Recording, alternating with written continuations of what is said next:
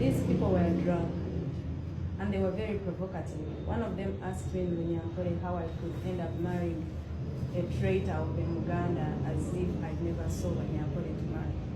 Yesterday, the group that came to raid our home was a different group. They were so many, heavily armed, drunk, and they looked the same and spoke one language. They broke into the gate, the lower gate. Our askari was in a different corner, so he saw them and he called me.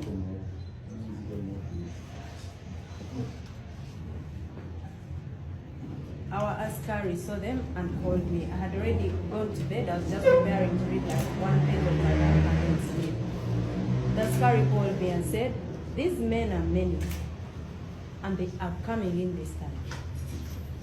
So in the moment, I got out of the bed, switched off the bed light, then tried to walk out of the bedroom and lock it, looking for a place to hide. But then I realized that was a wise thing to do.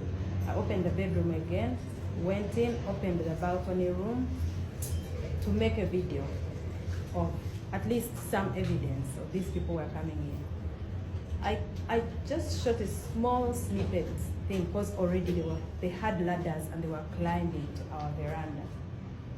So when I shot that, I locked the veranda door again, went in, sent the video to our son Solomon, and I asked him to let people know that we were under attack. Then I called our other son, who is also my brother-in-law, Dax, and I told him, it's finished. These people are coming in, definitely. So I walked out of the room, locked the door, and then went down the stairs. When I reached the stairs and looked in the window, there was this big group of men. Every window had like 10 men in it. And they said, "Open the door." They said it in Munyankole. I replied in Munyankole and said I was not going to open.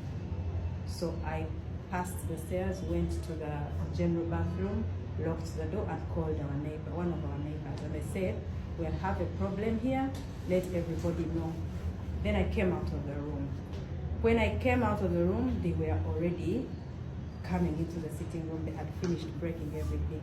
There were so many, very many. They went to all directions of the house.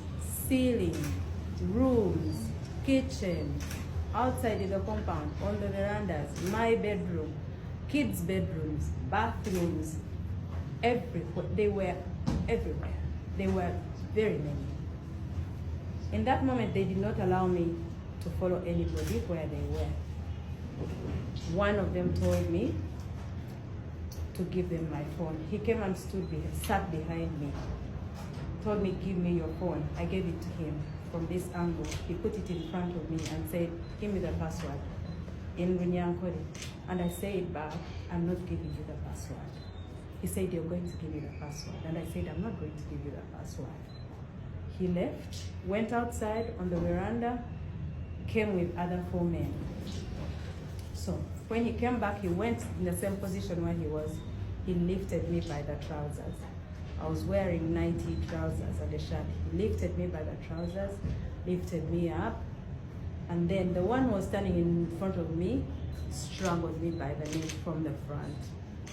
And then he told me, "Give me the password." And I told him in his face, "I will not give you the password."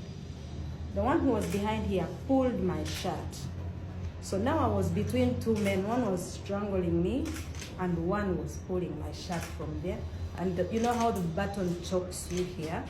So the button was choking me. I kicked the man who was in front of me. And when I kicked him in someplace very hurtful, and he walked away, then this one pulled me and all the buttons broke. Then he stayed with the shirt in his hands. So I walked across the room naked. Now, in that room, there were so many men. Some of them just shied away and looked to the side. Some of them kept looking, and there was one sober one. And he said in Uganda, "Nedda, Mama Mudize, the sati here yambale." It was on the floor. One of them picked it and said, "Wanike mikono." oh yeah, but it's sad. And I said, no, give me the shirt, I'll dress myself up. He gave it to me. In that moment,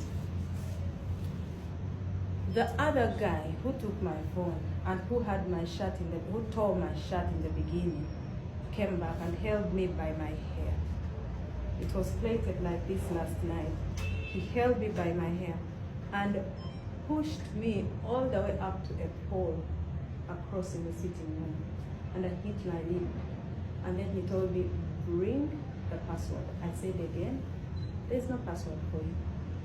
Then he pulled me down on the floor and they sat on me. I felt as if 4 bodies sat on me. There was someone, I think, was overseeing everything. He told them, what's happening here? Leave her. Then they went. I sat on the floor, and in that moment, I felt thirsty, I felt nauseous, I felt dizzy, I felt my body was confused. I asked for water. They brought me a glass of water. I asked for more water. They gave me another glass. And that was the last that I remember of that event. The next moment that I got to realize, I was on the veranda sleeping in my own vomit. The askari and the other boy organized drove me to hospital. So they left you in your house when you were also? They left me in my house. In my house or on the veranda, because when I realized I was outside on the veranda, sleeping in my own vomit. So all this while, they were asking me where my husband was. Where is your husband? I said, I don't know where he is. They asked me, did you think you'd bring your brother here to run on Kampala MP and win? That's not how you come and conquer it. I don't have a brother that ran for any position. They kept asking the askari, where are the children? They beat him. Beat him here on the face. He has another cut on the head. They asked him where the children, he said he didn't know. They asked him where the basement was. Where is the basement? He said, I'm new here. I don't know if there is even a basement here. So they collected everything. Phones, laptops, electricity, chargers, AirPods, anything electrical. They took away our camera system. They went to the city, picked it, broke everything down, left us in the dark. I went. Do you think this man could have been sent by General Moses? General Moses has given my husband an ultimatum of 48 hours. Sometime 3 days ago now. Okay, it's past 48 hours. And he told him to come out of the latrine if that's where he was hiding. Then he said, I am looking for you, and when I find you, I'll treat you the way they treat, was it rebels? Was it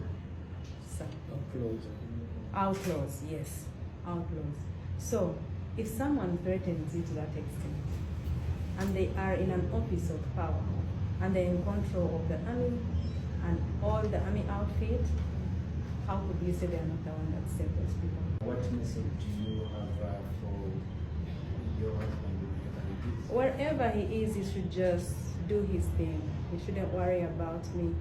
As soon as the doctor says I am good to go, I'm going back to our home. Relax. I am going to be fine. I shouldn't be the reason you leave. You're hiding.